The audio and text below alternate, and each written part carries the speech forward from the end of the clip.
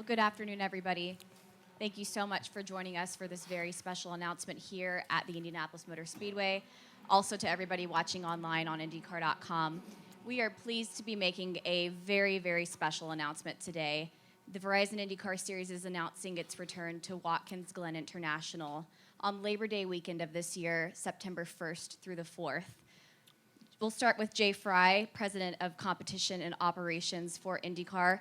And we are also joined by Michael Printup, President of Watkins Glen International, and defending Verizon IndyCar Series champion Scott Dixon, who is a three-time winner at Watkins Glen International. But Jay, we'll start with you. Obviously, with the circumstances, this deal came together quite quickly. What was the process for working with Watkins Glen to make sure this happens, and also making sure it's a successful event for IndyCar? Well, the process was pretty quick. We can't thank Michael and his whole staff at Watkins Glen for their yeoman-like effort the last couple weeks. But we got the news, a couple weeks ago that something was going on, and that might have been around 5 o'clock. And by 5:01, I was talking to this gentleman on the phone, and from that it kind of led a life of its own. There certainly was great interest on his behalf, great interest on our behalf.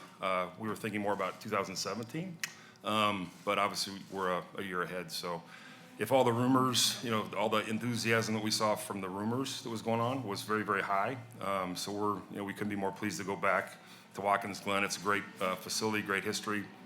Again, and we can't thank Michael and his staff enough for be willing to do this in such a short notice. So far, so good. And Michael, from a track standpoint, can you elaborate on that process and your thoughts when you got the call from Jay and the rest of the IndyCar staff? Well, Friday night at 5:01 was an awesome moment. I can tell you that. Me too. I was really excited to hear from Jay, and like he said, we had met earlier in Phoenix. I was out there on business, and Jay and I and Steven sat down and met, and I have to say the same thing about his team. Jay and I took one or two phone calls over the weekend. We had a follow-up even Friday night at like 9 o'clock that night. We exchanged a couple emails Saturday and Sunday, and we didn't talk again for like another week because we handed it off, or a week and a half. We handed it off to our teams, and the teams really put the deal together. Jay and I obviously were the cheerleaders and champions on both sides, I know that, but both our teams really are responsible for putting this together, so we couldn't be more proud. This belongs at Watkins Glen International. Scott and I had a moment just prior to walking in here. It's so nice to see. It's so great to walk around here and feel the electricity here. Can't wait to do it again up in Watkins Glen. And like you said, it was just an awesome time working with Jay and the team. And we couldn't be happier by in less than 2 weeks putting together a major motorsports deal. I'd like anybody to beat that one. I wouldn't want anybody to beat it because Jay and I own it. So Yeah, do we look tired? It's all good. We're pretty excited about it. So that that's can't wait till September. So it's been a while since the IndyCar Series has been at Watkins Glen since 2010. Since then, the track has been repaved. What do you think that will add to the excitement of the race? That's a great question. Somebody else asked me that this morning, and some other drivers had asked me prior. It's about a little less than about $11 million repave. We took the track all the way down in some sections, all the way back down to dirt, and started from the bottom up. The track is the same. We had drivers testing on it this past week from IMSA to some of the NASCAR guys, but the IMSA guys all said it was all back to the way it's supposed to be, except there was a ton of grip. They had to rubber it in a couple days, but after that, it was really awesome, they said, so that's fantastic. I think, putting all that together, we hope to see some record speeds. Jay and his team promised me sunny weather, so that's already on the books, and we just can't wait to get Scott and the team there. That's a fantastic promise. Scott, a three-time winner at the track. What do you recall about those wins and the track in particular, the fans out at Watkins Glen International? I'm definitely excited. I think if anybody had asked me at any event, after the first time going to the Glen, what my favorite track was, Indianapolis was a given one for the oval, but always referred to Watkins Glen. And yes, we had a lot of success there. I think quite a few podiums, 3 wins, and I think I should have had a 4th there if I wasn't so silly and spun out under caution there one year. But yeah, it's I love these old school road courses that America has, and that is at the top of the list. And I know not just myself, but everybody amongst the drivers has been talking about it. They can't wait to get back there. I can't wait to hopefully schedule a test if we have any test days left to make it back to the Glen. But very excited across the board, and hope the fans are, especially in that part of the world. And hopefully we can have a great showing. Obviously, good weather, and put on a fantastic show. As I think with the repaving, we'll definitely add to that. Wonderful. Thank you, gentlemen. We'll open up for questions. Susie Elliott has a microphone in the back of the room if you could wait for it. And we'll start with Bruce and go to Wolfgang and then Don. One or two questions for Michael. One, the fact that there's been so much history and lineage to open wheel racing at Watkins Glen in the fall with the Formula One race, the U.S. Grand Prix. Now IndyCar is going to be back in the fall date that they had, I believe, in 2005. How much does that just really seem to fit perfectly for you? And then I have a follow-up. Yeah, I think that's part of the great schedule. The Formula One schedule was first week October, a little too late. So this September weekend, September's still a good racing month up in Watkins Glen, upstate New York. So I think combining all that with all the tradition that Watkins Glen has, and you go all the way back to the late 40s when sports car racing started there, to what we have today and what's materialized over there in the last 60 plus years. Of course, this company did not design that racetrack, but it's still turning out. And you just heard Scott. I made a reference earlier. Our boot is the Eau Rouge of racing in North America, and it's just in Eau Rouge and over in Europe, and that's just an awesome thing to have, and have these guys come back there and experience that, and I get to watch it. It's just sends chills. When Kate opened up, I had the chills come back already. And is there any accommodation for the Boston ticket holders who may have tickets that they'd previously purchased for that event? Yeah, that hasn't been discussed with Jay or the team. I guess we'll have to address that post this meeting. Wolfgang? Michael, question for you, actually, two. Number one, you mentioned you have the biggest race at the moment, the two NASCAR and IMSA. For open wheel, is there any requirements to put some more safety standard on track? Guardrails or whatever is available. And question number two, how many years is the deal to run IndyCar in Watkins Glen? On the first safety question, we added some curbing on driver's left top S's, driver's left exit boot, entry boot, driver's left, all approved. Charlie Whiting passed us our Formula One inspection just about 2 months ago. So from a safety point of view, we've done that. We've added more catch fence, and we've added runoff into every corner. Not fully paved, the gravel's not fully completely paved. You can't do it in New York under environmental regulations, but we got a good chunk of it paved. So Scott and I were talking about that earlier. So turn 8 was finished, turn 10 has it. Obviously the bus stop was already redone. I think just finished up for the last race there in 2010. And I'm sorry, the question number 2, I didn't hear it all the way. How many years is the agreement with IndyCar? The current, what we just succeeded in is good for this year. And our goal is to We did the best we could in 2 weeks. Yeah, 2 weeks. Yeah. I mean, that was pretty phenomenal to get it done, less than 2 weeks. And the goal is for Jay and I and Steven to continue these conversations. Let's watch the success. Let's earn it. We know we both have to earn that all the way through. We know the competition is bar none the best on Watkins Glen. So Scott's got the easy job, just drive and win. Wow, thanks. One thing, I'd like to thank Steven Starks, too, our Vice President of Promoter Relations, who was instrumental in helping get this done, too. He's also an attorney, so helped, the 2 weeks condensed it a little bit, so thank you, Steven. Don? Yeah, Jay, Scott brought up the good-looking one. There you go. Hey. Scott brought up the testing, and if there's going to be enough time for them to test, will you extend the test to allow them to go out and test the track with the new surface? Yeah, part of it right now is the availability of the track. I know we're going to do a Firestone test there, a tire test at some point, and then if we can or can't get a full field type open test, we'll have a promoter day on Thursday or on Friday at Watkins Glen where we extend the time. So that's basically what was going to happen in Boston, where we were going to have a promoter day on Friday where we extend the time. So we're working through the dates. It's there, but they're very busy, which is really good. So they got a lot of dates booked. So that's part of the issue. Yeah. Yes, we'll start in the back and then up to Bruce. Michael, what are your concerns with only 3 months to put this whole project together and promote it?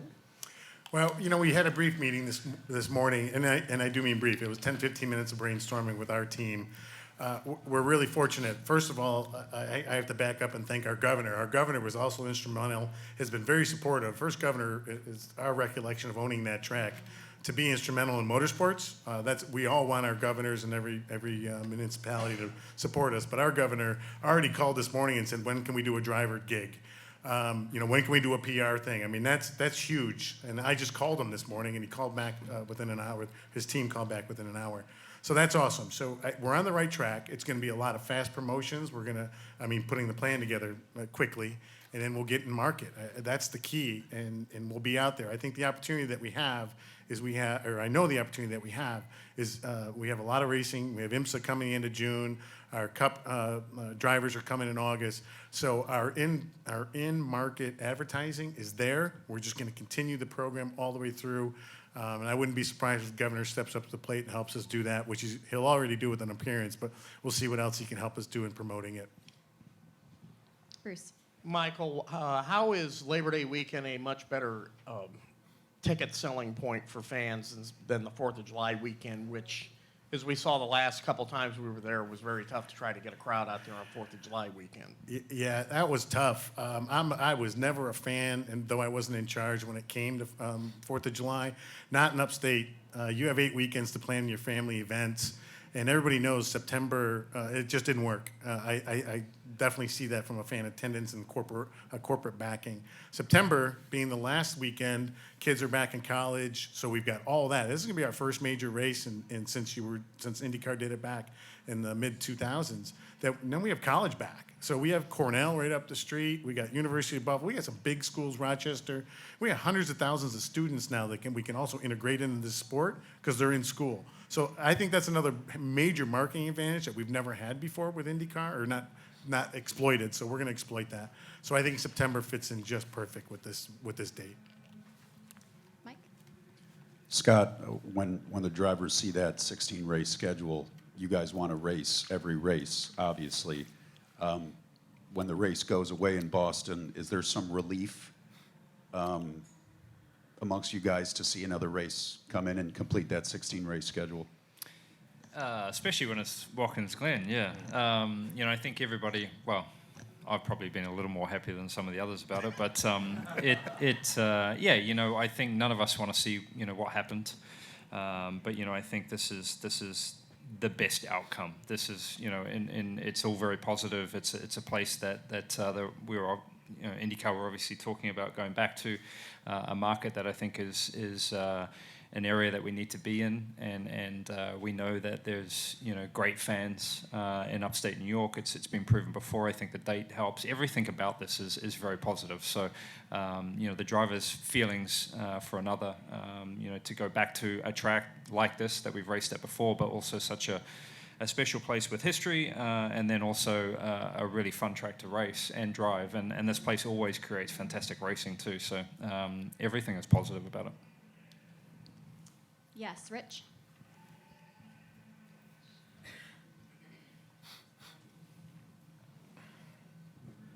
Jay, what happened with Boston? And is that forever gone or to be revisited? I think there was just a lot of things that didn't fall into place. I think it was maybe more difficult. I think there was a lot of different entities involved, so at the end of the day, is it gone forever? I'm, not sure. Obviously, we're here today to talk about Watkins Glen, and one of the things with the Glen that we thought was very important, this wasn't just about replacing that event. This was about replacing it with the right event, and we certainly think Watkins Glen is the right event. And, again, we were already talking about 2017 and beyond, so this just accelerated that process. So we're really excited about what's going on there. In regards to Boston, is it over for good? I would say maybe not. There might be some other options there that make it simpler to go back there. So that's something to be looked at. We'll go Annie, Tony, and then Wolfgang. Michael, You traditionally have had a Ferrari meeting on the Labor Day weekend. How do you reconcile that with this? Stephen and I were chatting earlier, or Mike, a bunch of us were talking earlier about how you let your stakeholders involved in a process like this, at the same time trying to keep it ultra confidential, because we had to negotiate and sign a contract, which we just did over an hour ago, so it was kind of awesome. I called them. They're ready to join the weekend. They just want to make sure they get enough track time. Jay and his team, where they've usually had 24 to 26 hours of track time on a weekend that they've had forever. And then they also have a community event that's part of the sticking point on this that Corning Incorporated backs. They bring all their Ferraris downtown Corning for a nice community event. So we think it's a great addition. We just want to make sure Ferrari understands that. Right. We're just trying to balance the schedule. Ferrari is completely in the loop. And then hopefully we can finish out kind of renegotiating that aspect. And Ferrari gets to join a great sanctioning body for a great weekend of racing. So I think the opportunity's there. Tony. Michael, there were also a number of other series that were slated to be on Jay, I guess, on the Boston weekend, Indy Lights, I think the Lamborghini series, there might have been one other one. What would be the status of other series on the Watkins Glen weekend? Indy Lights will be joining us at the Glen, so that's for sure. We've locked that in. We're going, like Michael said, we're going through the schedule to make it all work, and so far I think we've come up with a pretty good one. But Indy Lights will definitely be part of it, the weekend. And then would you know when would you work toward like a commercial announcement for the race? Like a title sponsor, presenting sponsor? I don't know. We did this in 2 weeks, so I guess within the next couple weeks. It won't take long. We'll be good. Yeah. What do you think? A couple weeks. We'll be fine. Yeah. Hey, I hope soon, Tony. I hope so, yeah. This one's probably for Scott. Since they're going to Watkins Glen, and you mentioned you're very excited to be going back there, but it is a lot. It's going to be a lot different with the repave and with the new car and everything.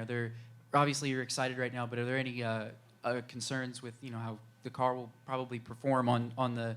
Obviously it's really preliminary, but are you having any thoughts right there on the speeds of the car, or how you might think it might perform, or maybe just get a driver's input on how you feel like the new car will perform on the new fresh pavement and the track as a whole? Yeah, a little bit of unknown, I think, with that. Typically, with new seal, it's just a lot quicker, and hopefully I get included on the Firestone test over there, which might give me a little look in on that. But yeah, I think with all the improvements that they've done, safety, I think with the runoffs especially, it's a very fast circuit. I think right now with the adjustability that we have with the current car, you might see a pretty good mix of high and low downforce. It's a track in the past that our team trimmed out a lot, and in the race it paid off big time. So we'll have to see how that plays out. But I think as far as speed's going to be up with the current car, it's been 6 years since we've been there, so they're going to be up a lot. And then with the safety improvements, all of us love to hear that. I think we have one more question from Wolfgang.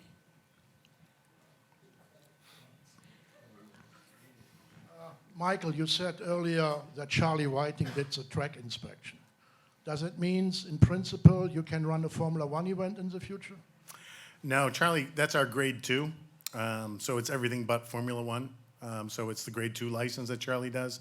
Charlie comes every 3 years to certify our racetrack for all international drivers, so they can still compete and race, but it's also safety inspection. So that's what that inspection's for. Any final questions before we break away? Well, gentlemen, thank you very much. I think that the driver promotion and market begins May 24th with the Multi-City Media Tour Day, so we look forward to that. And thank you very much for joining us. These gentlemen will be available for select one-on-ones following this press conference. Thank you. Thank you. Thank you. Thank you.